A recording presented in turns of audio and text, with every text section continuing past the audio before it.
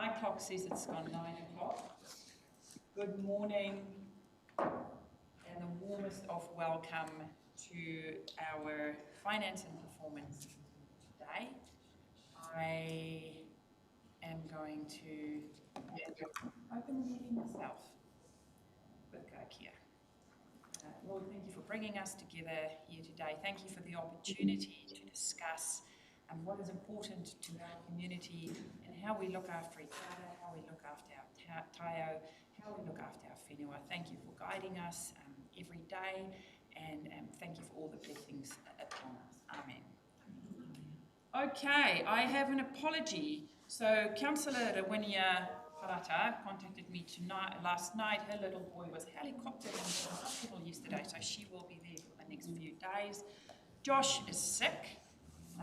Rhonda is sick, but she can join us online. Josh is in bed, really not really. So Rhonda, if you need to take a break, please look after yourself.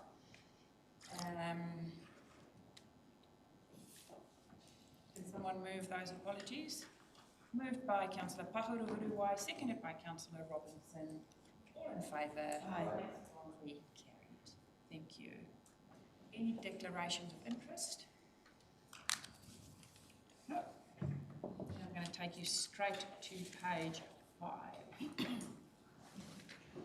That's our minutes, councillors, that Annie emailed quite some time ago.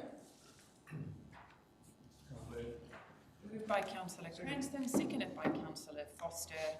This is a true record of our meeting. All in favour? Aye. Contrary, carried. So, councillors, next, please let me know if I move too fast. I do not want to move too fast. Page 13 is our action register, and there's quite a few updates on the side there. Lucy has updated quite a few. Do you want to comment, Pauline? Yes, just correction on 10, the first one. Their financial prudence benchmarks are the ones across all councils for New Zealand, how to recognise what's affordability in terms of your financing of your debt. And what is just a little bit missed out in here, it should be that there's two measures with regards to this. There is the interest as a percentage of the total rates, and then there's a benchmark of interest, net the interest as a percentage of the total revenue. Of rates, the benchmark is it needs to be less than 10%, and of revenue, it needs to be less than 15%. So what it should have said, this is the financial benchmark limit, which is under 15%, which is the rates one. So not under 10%, no, it should say under 15%. And what it equates to under the rates, the total revenue is 5.8% under the 10% threshold. And that's about, that's about all about that. Okay. Any questions or queries in regards to updates we've received? Thank you to staff. Nice extensive updates on questions asked. One still to come, but most have been answered. So, councillors, if there are no questions there, I'll just move you to our governance work plan. And if there are no questions in that regard, Councillor Cranston. Sorry, I was just waking up. I did have one back on Bobplas. I did query the budget when there was that project that they had for the crime prevention initiatives, and I see that the crime prevention initiatives just relate to the Bay of Plenty councils. I just wonder how they, because we're all part of one organisation, how they then split out budgeting, which is only going to be applicable to some of the councils when we are all one organisation. No, you pay for what you get, but like pay as you go. So you don't have that. You don't have that service. You're not part or proportionate. They've applied for funding and got funding for the crime prevention initiative, and I guess there's administration costs and that which directly relate to that project. We're not part of it. So. No, we're not, and so we won't get in charge for those costs. Yes. Thank you. Councillor Foster, thank you. As the action sheet goes, the 10 point Oh, yeah, I'm 14. 14? The last on the action sheet, says qualifications needed for consenting, building consent authority. I'm just looking at all those qualifications and I'm just asking, do you need to have all those qualifications to be a building consent? No, either or. I want all. One of them. Right, okay, it didn't actually say. Thank you. Okay. Councillors, we move into our first paper, which is of real concern to me, and we should be really worried about this. Who is going to speak to this? Pauline, thank you very much. So, councillors, I have raised this with you before about NZTA proposing to halve the emergency rate. So, Pauline, talk to us about what this means for us at the Gisborne District Council. So within the sort of the broad outline of it is the changing of policies, especially within a kind of an emergency event. And the most fundamental ones is that if you do have an emergency event, instead of it being your normal business as usual, which for next year will be 68%, we would normally get, if it's deemed an emergency over a certain level, over say $200 million threshold, you get a 20% far additional cost on it. They're looking to reduce that to 10%. The other big impact is instead of it being deemed a 1 in 10-year event, it goes to 1 in 20. Now, for us, for argument's sakes, especially after Gabriel or any of those that occurred over a period of time, a lot of the costs, we had a very fragile network, and the rain may not have been deemed a 1 in 10 or 1 in 20 or whatever that is, but it just erodes the network, and those costs, additional costs that occurs from that, means a lot of those things more frequent would be, we would be paying for those. We wouldn't be able to accommodate it within a normal bucket of business as usual costs, and then that's all additional. So they can mount up quite quickly in any particular year, but also the estimations of reducing the fire rate down by that just to 10%, especially when we've had a lot of what we call bespoke, which is special rates, which is over and above the 20% threshold. We would be funding a lot more, and that is quite significant. Those costs onto our community when we've got a small rating base to be able to pay for that means there's a straight transfer pricing to the regions which probably have the least ability to be able to absorb it. And so that is why we're saying, recommending that we do accept those proposals. So what we are seeing is a cost transfer from NZTA to us. That is it. Councillor Telfer, thank you, and then Councillor Cranston, and then Councillor Thompson. Wasn't this precisely what we went over with the meeting we had here with NZTA CEO Rosie, and we questioned that? That was questioned then, Yep. and having the explanation that was given to us, I thought that had appeased our concerns. It obviously didn't. So there's two things. It said if that occurred and going forward, these are the costs that we would have. So yes, you might get some of Gabrielle's costs going forward when it's addressed over a period of time at a higher rate. But if an event occurs within that period where it's still the costs, the additional costs, would be falling onto us. It's only working from saying that they may address some of Gabrielle's costs from that point. But if an event occurs the 1st of July, we're in that same situation. And if we take it backwards and say, what would that have cost us on that same scenario? And it said, well, that's at least 32 million over that 2 or 3 years. So it's significant when you forecast forward. Councillor Cranston. Yeah, interested in the description of a 1 in 10 or a 1 in 20 year event. If two 1 in 10 year events within a 10 days of each other and the ground was all saturated, then the damage could be horrendous. I mean, there's real concerns in this for us financially.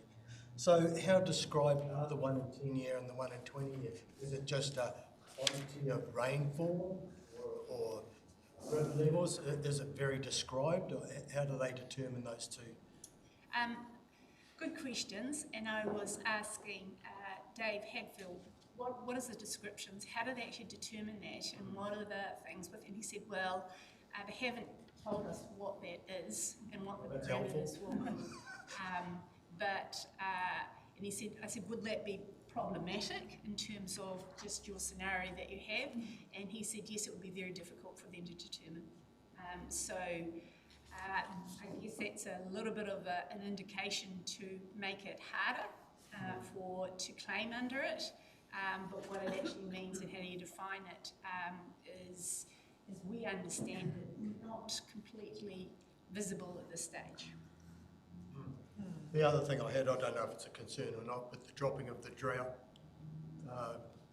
identification of a drought, dropping that, I don't know whether that's a concern for us or not. I don't know, sorry, on those particular things, but we could come back and say, yeah. Just I saw it there and I thought, I wonder if we're concerned about the drought-prone area. True. Yeah. Okay. Do we have the opportunity to speak to this? Will you just the written? Through the chair, I would suggest that you say that you would want to approach the board and have a conversation on that, and I would also suggest that you use this as a lobbying piece to ministers as well. So we can just add that to the submission that I asked for a speaking slot, or something that when they decide they might listen to it, we have asked for it. They can just say no. Thank you. Okay, next I have Councillor TR. Who's TR? Tony Robinson. Oh no. Oh no, then I go straight to TT. Teddy was before me. Lee Thompson. Yeah, I support the submission. It was explained to us the other day.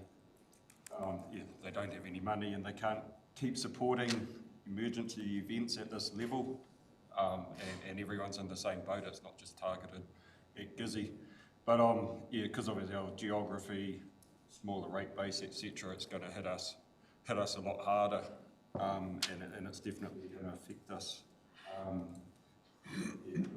Put in submission. Just my comment is on all our documentation. It says we've got 1,900 kilometres of roading in our 3-year plan and everything, and in this letter it says 1,800.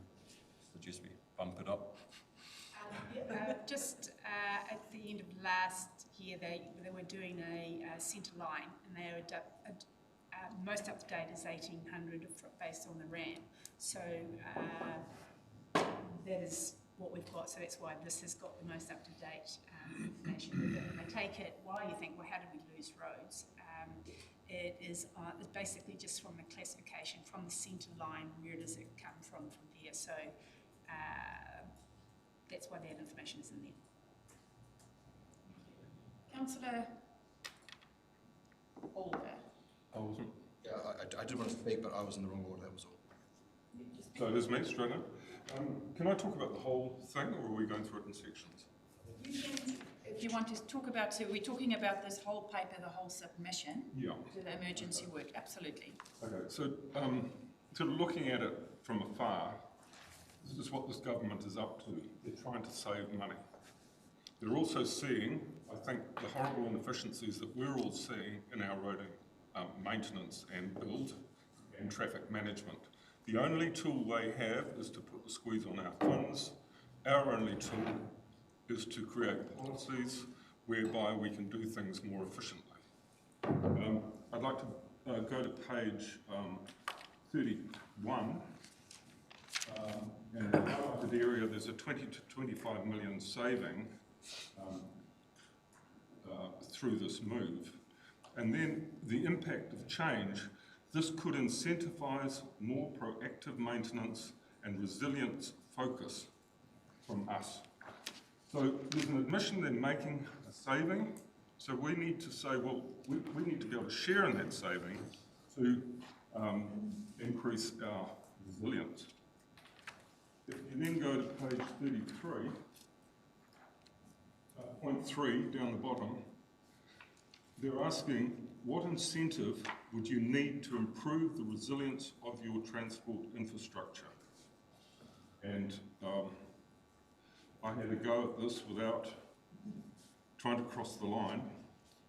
And he goes, we need to have a hard look at the procurement policies and tendering processes of our road maintenance projects, paying particular attention to traffic management wastage, roadside drainage maintenance, and timeliness and method of pothole fixing.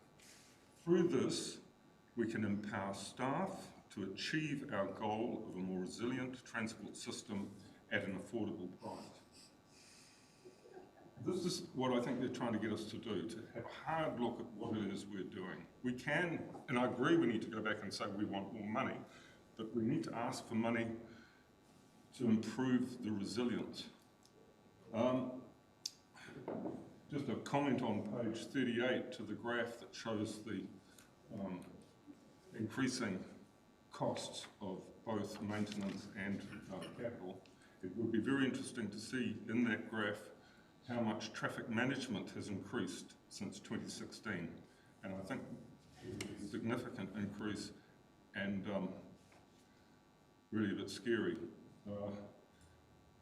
Just by way of a rest, on page 40, 3.1, what's Wairoa's local roading network? Sorry, that should have, there was a mistake there, it should have been Gisborne. And underneath we talk about Wairoa and Hawke's Bay, surrounding Wairoa and Hawke's Bay, and I think this is a typo, I just saw it at the same time as, yeah. And the version there wasn't. And getting to my final point on page 41.7, they're asking us, are there other policies, planning or process changes that you think are needed? Please tell us what and why. I'd like to make a suggestion and a comment. Is there not a conflict of interest in having the same company responsible for road maintenance, the protection of the road from future major damage, and capital works, the fixing of that major damage when it occurs? Having competing companies being allowed to perform one or the other would ensure a more resilient roading system. And it would be good if Waka Kotahi could take up that sort of initiative and take the lead. Because and I'm sure I'm not alone out there, we're all pretty critical of the maintenance and how poor maintenance can lead into a big capital spend. So the only way we can fix it is right at the beginning. So that's how I would like to see, I'd like to see a comment like that go down there. Thank you.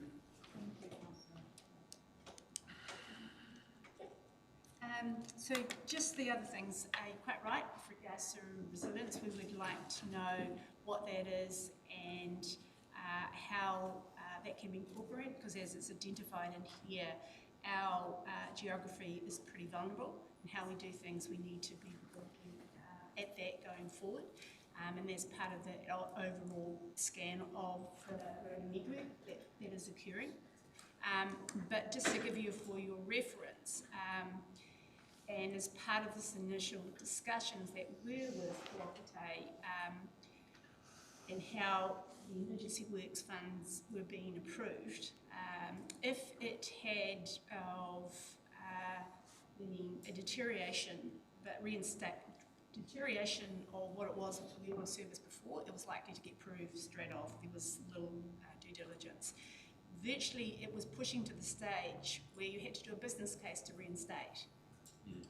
And to do resilience, needed to go outside of this whole regime, and there needed to be an approval elsewhere. And that means the whole system of us enabling us to where we are now to reinstate and do things differently becomes more problematic. It becomes more difficult to get that funding approved. So yes, that resilience and those policies need to be clear, and they need to be also a little bit agile how we work through this process. And in terms of that last one, I just to be clear that where it says you around anything else in your policies need to be added. The maintenance contracts is our under central government legislation guidance of what the procurement needs to be. We have procurement policies, and then the overseeing of that maintenance, contracts, etc. is also reviewed, making sure that the process has come through and followed that with Wakate as such. The individual management within that process is a step outside of it.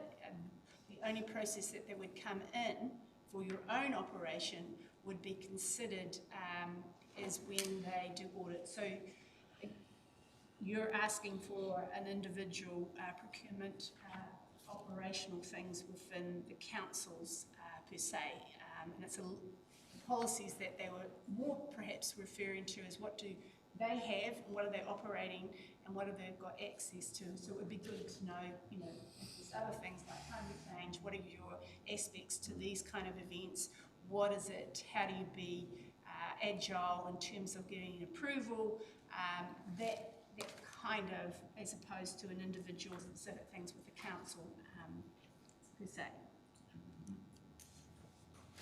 Councillor Robinson, then Councillor Ria, and then Councillor Gregory. Thank you, Madam Chair. Page 36. Just check here, Pauline, do we have 22,300 rate-paying rateable properties in Te Rāwhiti? Because I know we have a whole section which are rateable but rates. What page is that, Councillor? Page 36. It is the rateable ones. There's about 1,400 non-rateable. This is at the 30th of June 2023. So the 1,400 is in addition to the 22,300? Yes. Okay. So, right, I just want to make sure we are not overselling our cash base. Then the next question I have, and it follows Councillor Older's point, is at page 39, 1.10, and I fully agree with the proposed response on our behalf to the incentivising a shift to be proactive asset maintenance. Is it worth putting in there, or will it detract from our position to put at the end of 1.10, however we are open to any sort of serious suggestions that Whakakotahi can have to actually realise these incentivised changes, because we've said, look, cutbacks in the past and proposed cutbacks won't enable us to financially afford, and then we've just stopped. I think it would be helpful if we said, but our ears are open if you've got some real sensible, workable solutions. So we just don't look like we're going, look, we can't afford it, and then we stop at that. I think we should at least say we want to try. But we can add something there, because that 1.10 just clearly states we don't not do resilience work because we don't care, or we don't want to, or we don't prioritise it. In the last 3 years, the NLTP has had to make significant saving, so money were actively taken out of budgets which we had. That's the point we are trying to make. We did plan for some work, but because there were savings made there, and you all remember us getting the form saying, well, this is not coming your way anymore, so we planned for it. And that's what we want to say in there. We hear what you're saying. We would love to do resilience work. It is not that we didn't want to in the past. The reason we did not is because funding were actively removed. But, and that's where you're coming in, if there are other avenues that you can see us operating more efficiently to ensure there are resilience built in, we are all ears. Is that the point you're trying to make? I think that's it, yeah. Yeah. Thank you. Thank you, Madam Chair. So we can maybe just add another. Yeah. Okay, next I go to Councillor Ria. Thank you, Your Worship. Tēnā tātou. Firstly, I just want to thank everyone who put mahi into the paper and the submission. I support the submission. I enjoyed reading it and making those connections between everything we've ever talked about that pertain to our roads, that all of those statistics and percentages were plainly written. It covers so much, but it's digestible. It's quite compact and digestible, so I just want to move the recommendation.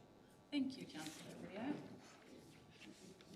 Councillor Gregory. Thank you. I'm happy to second it too because I agree with what's been said. But I just had a question in terms of... I will just look the other way, Councillor. I'm just digging in my handbag. So my question is, in the NZTA emergency works policy, they currently have bespoke arrangements for hardship reasons, and I'm wondering if that would still go, if that's still in for the next period of time. And there's also an explanation for emergency works in the 21 to 24 policy, and it's pretty mild. It just means if there's a disruption to your network. So I'm just wondering if those two things would carry through to the next policy that's coming up that we don't like. If I understand it, that there was relating to Gabrielle, and if the business cases were submitted to Wellcome and approved for the 30th of June, they would apply a higher FAR rate for the fixing of that over a period of time. So even though this is from the 1st of July, this is the new rates, they're looking to say for some of the damage that was from Gabrielle would be at a higher rate. So that's one thing. But the bespoke rates, if an event occurred from the 1st of July, they are saying that that will not occur. It will only be at the discretion of central government's ability to fund those. So they will not look only on the rates, that is plus 10%. So a new event from the 1st of July that occur, bespoke would have to be going to the central government to approve. Another clear concern which all of us should have is the timing of this. We have just done our 3-year plan with certain calculations in there and certain assumptions. What they are saying is that this will come into act the 1st of July next year, which would be even worse for councils who've done their 10-year plan and certain assumptions in there as well. So we are also asking to, if they're going to do it, push it out, because all councils have just consulted on certain assumptions that they have made. Okay, any more questions of Pauline in regards to the, Councillor Tibble, sorry, and then Councillor Telfer.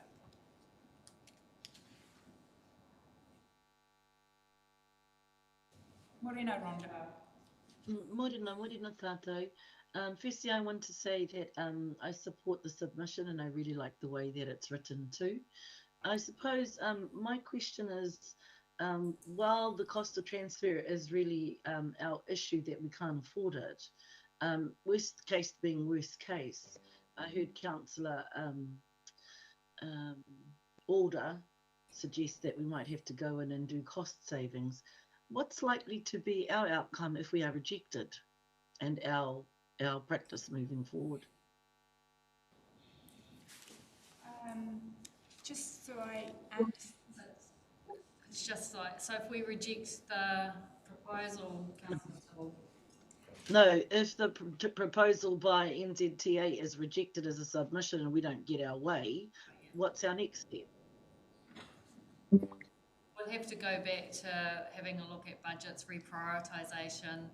We've got the strategic network case that's being currently scoped and will be delivered. That will help determine where you set your levels of service. So as soon as we get certainty about where this goes, there'll be a significant overhaul of what our budgets are looking like, because this will have significant impacts for us as a region. And that would mean, you'd basically be going back to revisiting every levels of service that you're setting around roads, which roads you continue to maintain, because it is large. If you consider that most of the emergency works is dominating our actual BAU, and then if you lose a significant proportion of subsidy from NZTA to contribute to that, then we have massive challenges ahead. Councillor Councillor Telfer, did you want to add something? No, sorry, it wasn't so much a question to Pauline, but I just considering a few of the comments that have been made around it going forward, is that I think we've got to really understand that a lot of the it's been made quite often that we can't do anything about things because of the way the contracts are, and I think that's something that we really need to have a really good look at and make sure we do have a really good look at the way the contracts are set up. You made a comment around that. Some of that is set by central government and the way we have to do it. But I just think there's a real opening because, like we've got two ways to get money, and we get it from ratepayers or we get it from taxpayers. We seem to think that this money just falls out of the sky from NZTA or from government. It's still coming out of our pocket. So I think there's a bigger picture thing you have a look at going forward is around the way these contracts are allocated, and we seem to lock them all into one bundle, and we get our hands tied behind our back going forward. So I think that's probably something well worthwhile talking to local government about. Is there something we can do there? Because that seems to be a constant there, that we're tied into a situation for so many years we can't do anything about it. When we do maybe see that it's not efficient, or we're not, circumstances do change over a period of a contract. So I just think we've got a real opportunity there to maybe have a look at the way these contracts are set up in the future. I think, and it's, if I may through the chair, and it's more related to kind of the whole concept around challenges and the fiscal constraints that government's operating under, and our state of our environment currently with major, what were significant events becoming the norm, in particular. Is that this should be seen also, if this goes ahead, within the challenges that we'll be talking about in terms of the local water done well. So when you look at our major infrastructure, we're going to have significant problems around affordability and our ability to deliver as a small unit authority going forward into the future. So all of these things need to be kind of kept in the back of your mind around actually what's the challenge here that we're having to address, rather than just this is the roads, we've got an issue around our emergency funding. We've actually got a multiple number of issues across our infrastructure and our ability as a region to afford these. So that's something that we'll be bringing forward and talking about. So how can we do things differently in this space, particularly if this is one of the this will be another nail in that coffin.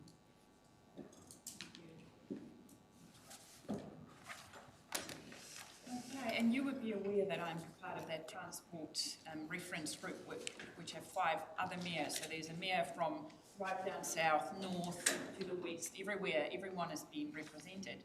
And what was very clear when I attended the meeting last week and we discussed this, that it is not as big a concern for some other authorities, just because we have been through so much. It's front of mind for us, and we have seen so much. It was not like I turned up ready to go with highlighted papers, ready to debate, where some of them only heard about it the day before. So for us, it is a real issue for us. And Local Government New Zealand is also putting together an extensive submission, and we'll feed into that submission as well. Because at the end of the day, it is a transfer of someone who is paying for it. And it is our job on behalf of our community to talk about what is fair and what we can do. Like Nadine said, we have huge issues in front of us, and we need to make sure we carry that voice forward. Sorry. Councillor Pahuru Huriwai, thank you. Thank you, Your Worship. I think just following on from Councillor Telfer and Councillor Tipple about, I think just worst case scenario, and I'm sort of still trying to figure out how this all works, but is one of the things we would need to do is go back out to our people around another rates increase to cover this? And is that, given we've already done the 3-year planning and we've already told our people that this will be the rates, there will be rates increases over the next 3 years. But is that something that we would have to do to cover the shortfall?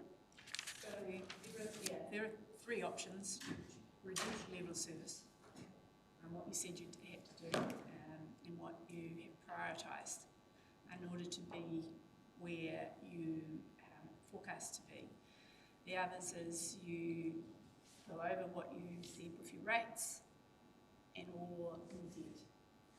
That's the only options you really have, and you have to consider what are the trade-offs associated with that. So, yeah, prioritisation, levels of service, increased rates or increased debt. Thank you. Okay, did you have another question? Can I make a comment? Yes. Thank you. You know, I'm just following on from Rob's comment about we have only two sources of money. I'd like to add to that, there are three sources of money, and that is increased efficiencies. And every farmer in this country knows he has those three. He has price, volume, and increased efficiencies. And when times get tough, which we're in now, you have to look at that third option. Thank you. Thank you for that. So I do have Councillor Robinson. Wondering, what do female farmers do in this situation? I have a mover and a seconder. My goodness. Let us say who moved it. Ria. Councillor Rio, seconded by Councillor Gregory. All in favour? Aye. And we will make a few changes. This is due by the 19th. Great. Okay. Let us move to our next paper, councillors. So this is the GHL Statement of Intent. We have discussed this several times, but I just want you to highlight the report it's taken as read. So basically, we, as the part of the process, beginning of the year, 1st of March, a statement of intent is provided by HL. We consider it, we give feedback, and then we have a revised version for consideration of adoption by the end of the financial year. So this is kind of that process. What we had identified as some of the feedback to GHL was a little bit more measurable KPIs, that the dividend would be more explicit, that it is a calculated auditable policy, and that we would like to see more of the details around the financials in the absence of an investment strategy which may have their projections over the next 5 years. Everything is there to be updated apart from the financials, and there and it is in draft, and I'll be able to table that in the public excluded because it is in draft, and they know that it is subject to the investment strategy per se. So that is a little bit of the work in progress with regards to that one, but we will table their draft and the public excluded with it. But happy to take any questions that you have on the statement of intent. Councillor Robinson and then Councillor Cranston.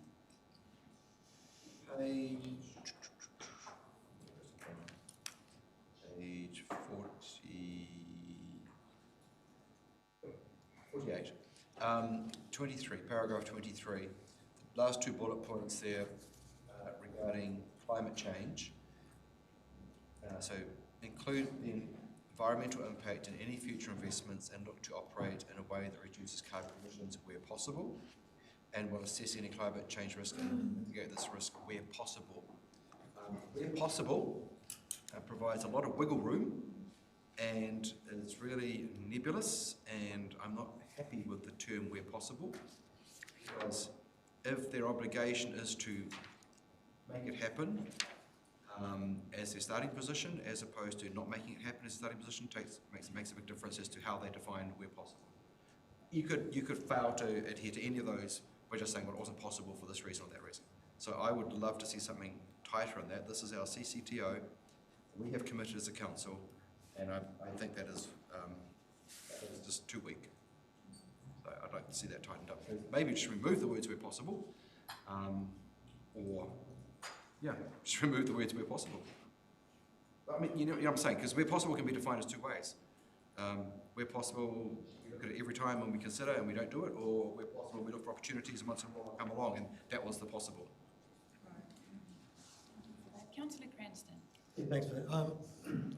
A question around the subvention payment. Traditionally, the subvention payment is from a profit company to a loss company, i.e. GHL to council. Is that determined each year? If GHL was in a loss situation, does that automatically suspend the subvention payment? Because there is a range there, it's stated as 300 to 400, so how is that determined? And what are the rules around that subvention payment? So there's two payments that a shareholder can give to its, a company can give to its shareholder. It's a subvention payment, which is based on a loss, and there's none of the rigour or requirements that has to, in terms of the, that have the solvency test. That's one, it's easier to administer. The second payment is obviously the dividend. Now, the solvency, the subvention payment is actually based on council's loss. And what we have under our books is what has been mentioned before, the $16 million loan, or it was now it's $16 million loan that we allowed to capitalise and give to GHL. We ring fence that and we say any of the costs associated with that, it's a kind of a loss situation. That's the only tax return that we actually do. And so that, the interest and things associated with that equates to about 300 or 400 million. Interest rates go higher, that rates will determine how much, or any other things that we have to offset as income, which is a little bit with the airport, some of the lease, that mitigates some of those things. So it's a calculated on council's situation. Then that payment for that loss is between GHL and ourselves. So it's separate to the dividend, but in terms of that, it is a return to council in terms of cash between the, if they were in ability not even be able to pay the subvention payment as well as the dividend, they'd have to take that into consideration. And that subvention payment has to be determined on the overall position that they have. Right. And that 300 to 400 is the complete range of possibility? Yes, at this particular point in time for us, because we don't intend to take any more. Yeah. Thank you.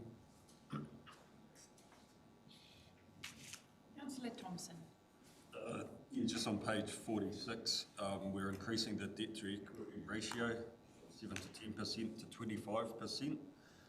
But my understanding was equity was never the issue. The issue's always been that the cash flow and the ability to service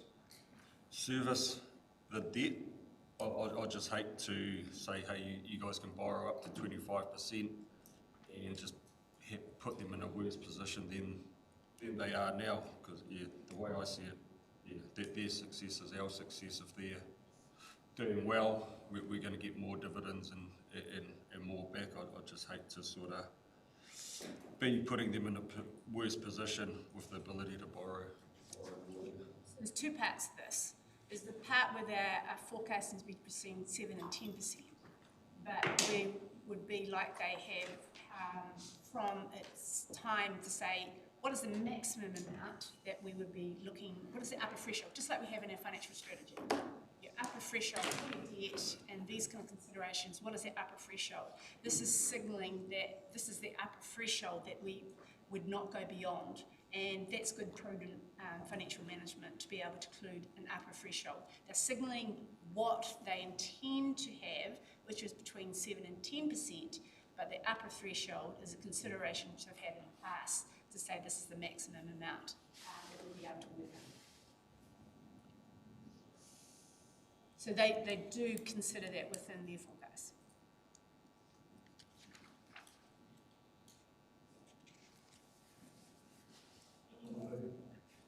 By Councillor Cranston. Any question? Second. There hasn't been any more correspondence from our workshop, relating to the our Awarua building. Has there been any other correspondence from what we? What does that have to do with the statement of intent? I'm just trying to keep us to one piece of business, focusing on the statement of intent, and then we can have get an update from that. All good? Thank you. Okay. If there are no more questions, I I have a mover in Councillor Cranston, a seconder in Councillor Foster, and there were minor changes. All in favour? Contrary? Carried. Thank you. Okay. Treasury report. Councillor's absolute favourite Favourite. paper. There we go. These two papers are our standard function. Yeah. So this is just telling mostly for your, when we talk about that upper thresholds in a financial strategy, 175% of our debts, so we bring it to your attention of, just like you do your financial performance, where are we at with our external debt? And we consider the external debt is long-term borrowing, and mostly with LGA, our local government funding. It is the net debt, so it says if you've got cash on hand, that's the position, taking that out of consideration. So effectively what this is saying, by the end of the financial year, we had estimated to be just under 150 million. Current position of the net debt is just 143 million. It's saying that, signalling that by June we may be a little bit over the 148 million. We might be around, it's about 158 million, based on drawing down in anticipation of the Category 3 voluntary buyouts with central government. Now, just recap, as part of that whole 204 million package from central government, there was also a 30 million concessionary loan, which 15 million was allowed for the buyouts of the Category 3.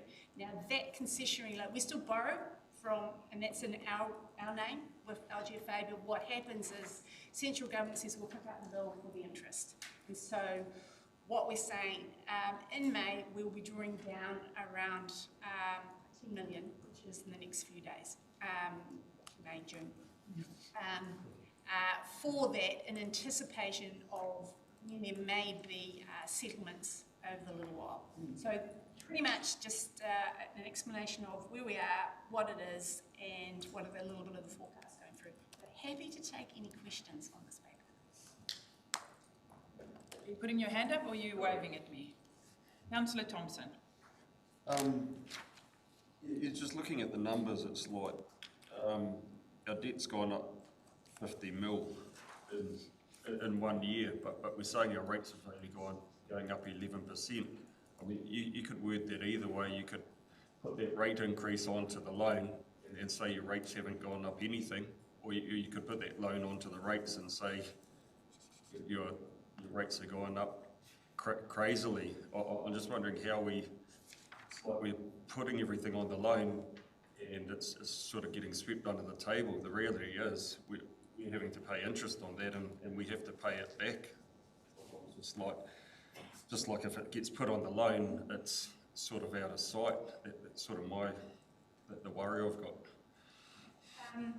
So about 30 million increase, but so just there's two parts to it. There's why we raise debt, our loans, is when you've got capital projects to do that. And so the need to borrow is different than the operation cost. The operation cost includes the interest cost, quite right, but if you've got a significant program of work, which is around 70, 80 million of capital projects that you need to deliver, and it has a long life, then it makes sense to borrow to do that, because otherwise you would just have to increase the rates. So when you consider what the rates increases, it takes into account the servicing of your needs to do your capital projects. So in terms of what we actually have to do, that's the drawdown of what we needed to do and where we needed to be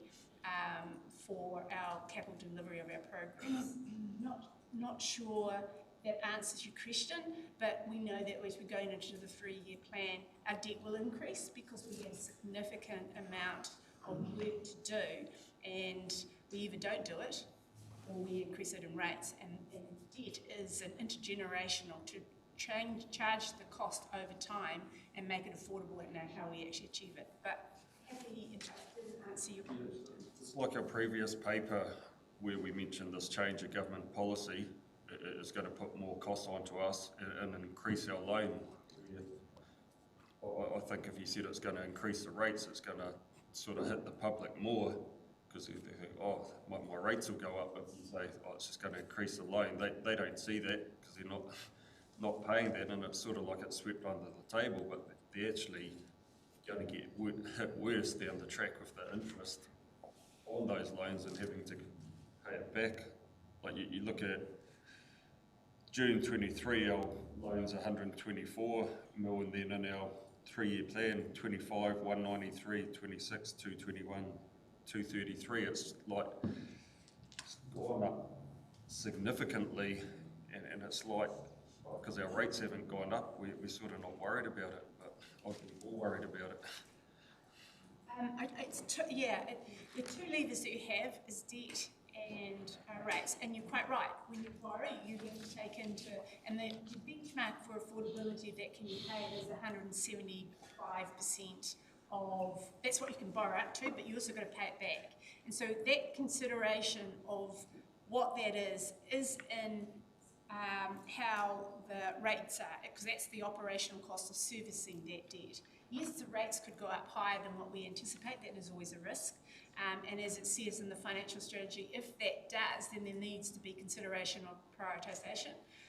But there are other mitigating factors that we take into account as well. The Treasury policy itself deals with that. It's a bit like you take insurance. If something happens, a fire event unexplained, if the floating rate goes up higher than what we anticipated, we take swaps, or the insurance, to actually leverage against the higher floating rate. So we have a mitigating factor of trying to manage some of that, most of those kind of costs. But the other leverage is how do you actually work with what you have if becomes unaffordable, if the interest rates goes up to 8, 9, 10%. That's your leverage that you have to consider at each time when you're actually setting what program of work that you're going to do. But it is considered within those kind of the processes and leverages that you have. So at what point do we say, no, we don't want to borrow any more money? This is the money we've got. We're not just going to keep borrowing. Is that the 175% cap? Or do we have the ability to say, hey, we need to stop borrowing all the time?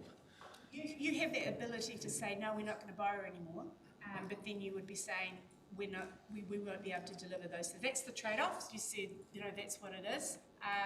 But the threshold of your ability to borrow is set for unrated council. We consider unrated credit rated, and that is 175%. With some other unitary ones, when they get credit rated, can go up to 250%. But at the moment, that's our threshold. That's the limit. It's a bit like your credit card is set at that. You can choose not to use your limit in your credit card, or you can choose to live within it.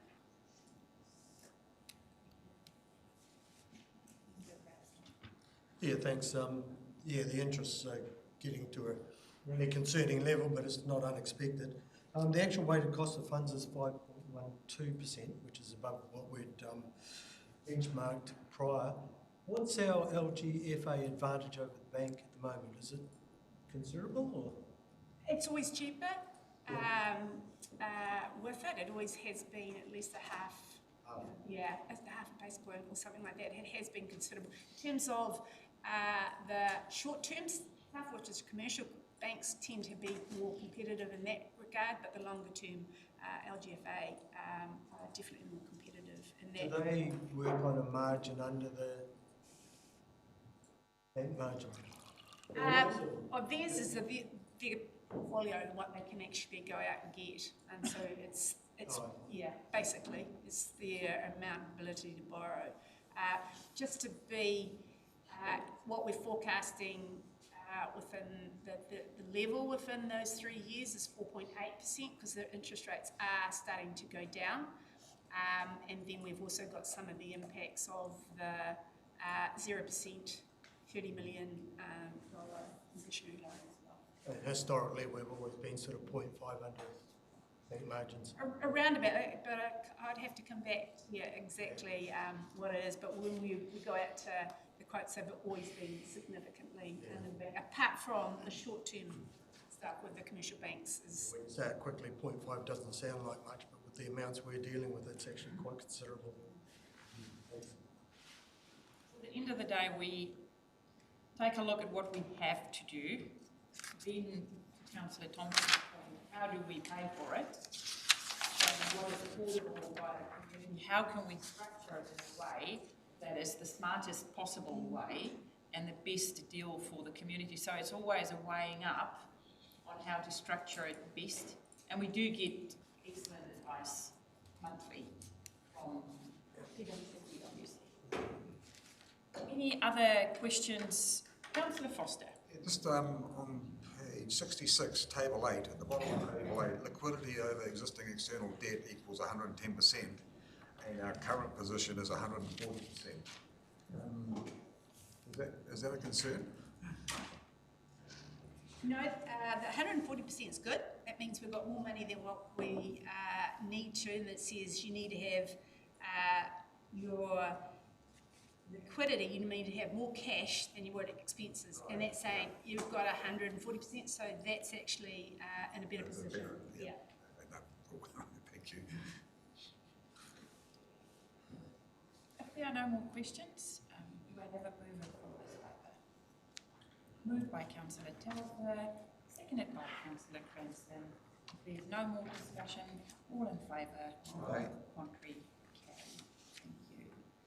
So now we move on to our last paper for today. It's our financial report. Again, thank you, Pauline, for the little footnotes, clarifying what goes where.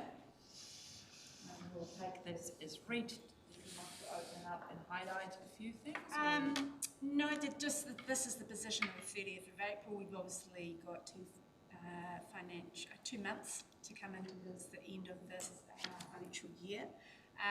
Just the kind of the signalling within that there are what we call accounting losses associated with, we will be seeing some more differences under what we had budgeted for, but they will be the losses on the Category 3 buyouts. You have valued and agreed on a price prior to the Gabriel. The day after, the value of that is a lot less. So we have to recognise that as accounting loss. So you'll start to see that, and we estimate it, as it says, there are around about 8 million. We're still working through another of other parts of our processes, which is the capital program, and just where they will be by year end, and just because it feeds into a little bit into our 3-year plan of the annual process of what can't be completed by the 30th of June. We have to consider that to carry over into the new year. So you'll start to see those things that we consider where we will be by the year end and what is the position that we might have to actually consider within our 3-year plan. But happy to take any questions on this paper. Councillor Cranston. Yeah, thanks. On the table on page 71, I see development contributions are 842,000 less than anticipated, which is really concerning. I thought there was quite a lot of building happening out there, but probably the concerning thing about it is that the development contributions cover a lot of our expenses in here. So are those expenses in here going down accordingly? And why do you think that there's such a downfall in the DCs? There's 2 parts to that. So there's a little bit of an anomaly with the public sector accounting regimes. It doesn't happen anything else. But you have to recognise all your revenue. You have to recognise capital revenue within here, but you have no expenses in here to offset. So you see the development contributions as a capital revenue. So and that goes towards a reserve to spend on those projects that have that are related to kind of growth. So it is a one-to-one relationship with it in terms of the work that you're actually doing. If you don't have enough development contributions then, and you're still doing the project, then you'll have to consider recouping those development contributions from further pricing arrangements. So just that clarification, it is related to the capital works programs, and so you don't see it in the expenditure line.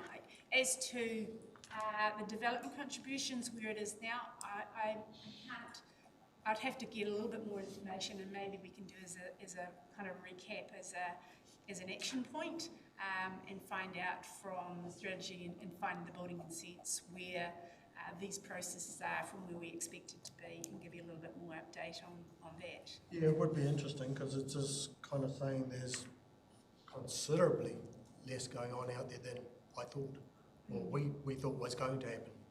Yeah.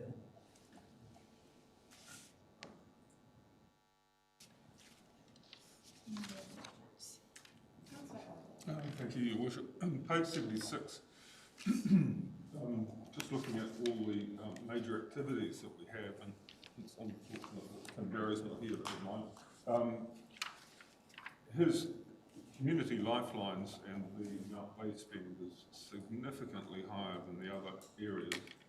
Just a question around the allocation of procurement staff and audit staff. Do they operate separately in each individual activity, or are they spread over all activities? And is there any sort of emphasis given on allocating where the most money is being spent? So are there more auditors and more procurement staff where more money is being spent? So there's probably two things. There's an internal review with the allocations of how it goes and how that occurs. But just to give you an indication of the external review, the assurance that goes to Wakute to their own external review. Okay, so that's a one-to-one relation to the roading costs and spends, etc.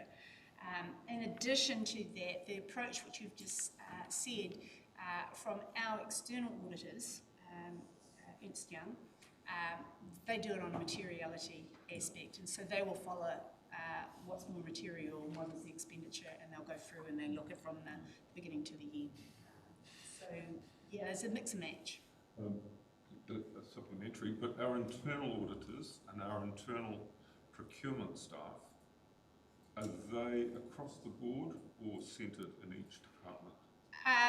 So when you start, we have one person in internal audit, but we have a team of within our finance area, especially when we're coming to the end of the financial year and we need to give support, and especially in the roading area, they will go sideways and look into that and have more detail. So there's probably one person that works directly into that area, but when it comes to the end of the year, from about March onwards, there's me, there's 4 others that we just go straight in and we have what's the kind of the support in there, what do we need to look at, where are the issues with it. So it really scales up and scales down depending on where the same thing as the approach that we do for any funding. We have anything fund comes in, we have another person that may be looking at that, the overview, making sure that what we're claiming is what has been spent. So yeah, it really does depend on the materiality of the projects and what the projects are, and if there's external funding associated with it for the, yeah. Thank you.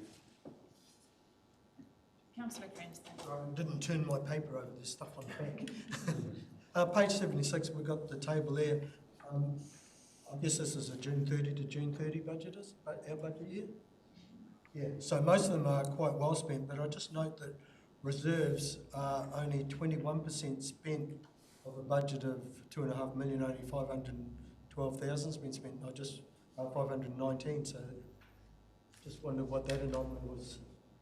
It is the bridge that is the viewing platform.